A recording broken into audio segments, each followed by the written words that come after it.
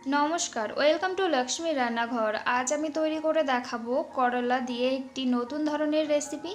এই রেসিপিটি যারা করলা খেতে পছন্দ করে না তাদের এই রেসিপিটি একবার বানিয়ে দেখবেন, খেতে কিন্তু খুবই ভালো লাগে।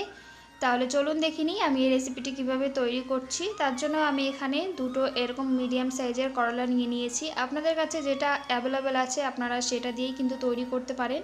এবারে এই করলাটাকে ভালো করে ধুয়ে আমি মাঝখান থেকে প্রথমে এইভাবে কেটে নিয়ে নিচে কিন্তু গোড়ার দিকে অবশ্যই একটু রেখে নিতে হবে যাতে এটা কেটে বাদ না চলে যায়। এবার এটাকে এরকম ছোট ছোট পাতলা পাতলা করে আমি একটা ফুল যেভাবে তৈরি হয় সেইভাবে করে আমি এটাকে কেটে নেব।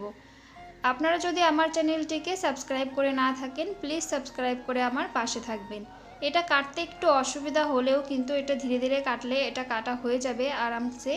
দেখুন আমি ঠিক এইভাবে করে সবগুলো কেটে নিয়েছি। এবার বাকিটাও আমি একইভাবে কেটে নেব। দুটোই কিন্তু আমি একইভাবে কেটে নিয়েছি। এবার যে ভিতরে যে বীজগুলো আছে সেই বীজগুলোকে আমি বের করে নেব। এই বীজগুলো কিন্তু অবশ্যই বের করে নিতে হবে।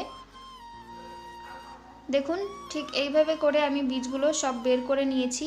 আর এটার মধ্যে কচি কচি বীজ ছিল বলে এটা আর বের করিনি। এবার আমি একটা জল নিয়ে নিয়েছি, জলের পাত্র নিয়ে নিয়েছি। এর মধ্যে দিয়ে দেব 1 চামচ মতো লবণ। লবণটা দিয়ে যে করলা দুটো কেটে রেখেছি সেই করলা দুটো 10 থেকে 15 মিনিটের জন্য আমি জলের মধ্যে ভিজিয়ে রেখে দেব। এবার একটা মশলা তৈরি করে নেব। তার জন্য একটা পাত্রের মধ্যে পরিমাণ মতো লবণ দিয়ে দিয়েছি, হাফ টিস্পুন দিয়েছি এখানে লাল লঙ্কার গুঁড়ি, হাফ টিস্পুন দিয়েছি জিরে গুঁড়ি, সামান্য পরিমাণে এখানে হলুদ দিয়ে দিয়েছি, আর হাফ টিস্পুন দিয়েছি এখানে ধনে গুঁড়ি, হাফ টিস্পুন দিয়েছি চাট মশলা, আর সামান্য পরিমাণে এখানে দিয়েছি আমি গরম মশলা।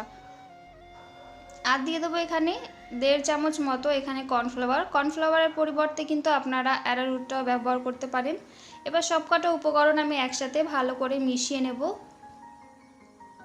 দেখুন আমি সবটা ভালো করে একসাথে মিশিয়ে নিয়েছি। এবার যে করলাটা ভিজিয়ে রেখেছিলাম 10 থেকে 15 মিনিট পরে দেখুন এটা কিন্তু অনেকটাই নরম হয়ে গেছে। এবার এর মধ্যে থেকে যে জলটা আছে সেই জলটাকে ভালো করে এভাবে চিপড়ে চিপড়ে বের করে ফেলে নিতে হবে। আমি দুটোকেই ভালোভাবে এভাবে চিপড়ে ফেলে নিচ্ছি জলটা।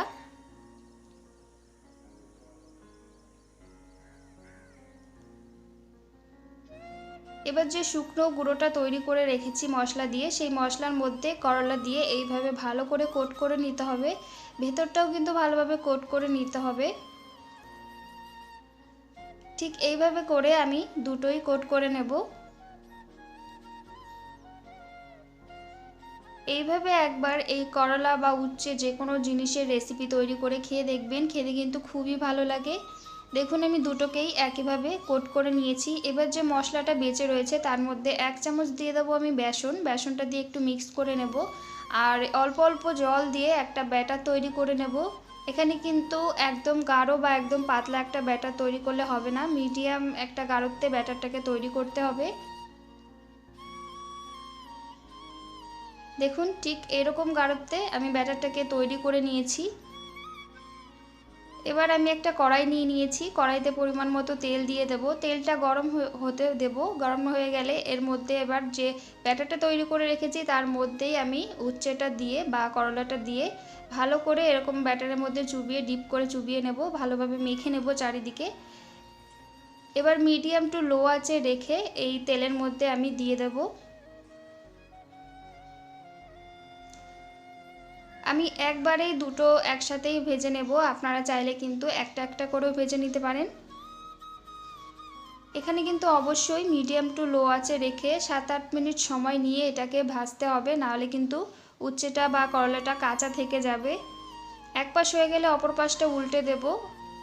ভালোভাবে উল্টে পাল্টে আমি গোল্ডেন ব্রাউন হওয়া অবধি ভেজে নেব। এখানে দেখুন এটা কিন্তু আমি ভালোভাবে দুই পাশেই ভেজে নিয়েছি। এবার আমি এটাকে তুলে নেব। এটা আপনারা টমেটো সস ও বা নর্মালি খেতে পারেন। তৈরি হয়ে গেছে করলা বা উচ্ছে দিয়ে একটি রেসিপি। আপনাদের কেমন লাগলো রেসিপিটি অবশ্যই কমেন্ট করে জানাবেন। ভিডিওটি ভালো লাগলে লাইক শেয়ার এবং সাবস্ক্রাইব করে আমার পাশে থাকবেন।